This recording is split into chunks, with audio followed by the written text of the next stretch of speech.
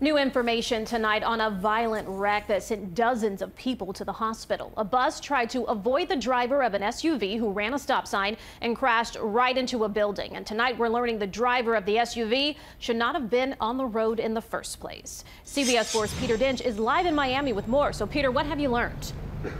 Well, Erica, police tell us the SUV driver who cut off the bus driver had no proof of insurance.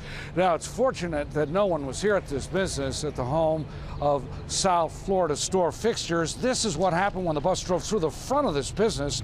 The owner tells us there's $500,000 worth of damage. Just look at this wreckage. It was horrified. I thought I was going to die. Victims tell us what it was like when the front of this county transit bus plowed into this business. Police say of 22 injured people, roughly 20 of them were transported to hospitals. It crashed, and then it started smoking and everything. People fell, like flipped, and then they had to open the window so we could come out of the window. I felt the crash and I hit my head and I felt dizzy. I have pain in my neck and my head. Most victims, like Angel Rivera, had minor injuries. He was on a packed bus that was headed westbound on Northwest 36th Street to 15th Avenue just after 6:30 in the morning.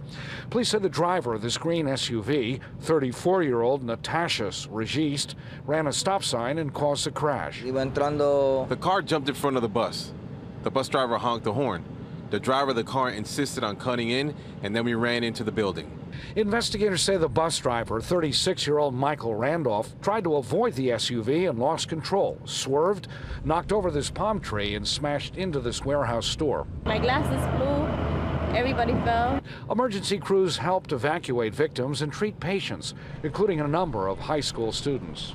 Miami Fire Rescue says the driver was trapped inside his bus. Iron bars from the building's windows pierced the front windshield.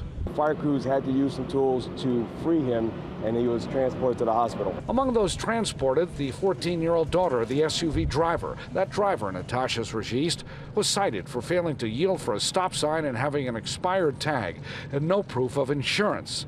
Police say he should not have been driving. I'm just thanking God to be alive right now.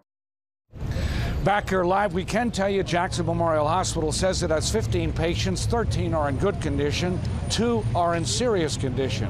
Now, police say the driver of the SUV was arrested because of an outstanding bench warrant on an unrelated charge. I did talk to the owner of this business, and he told me he's been here 15 years, is insured for his damages, and will rebuild.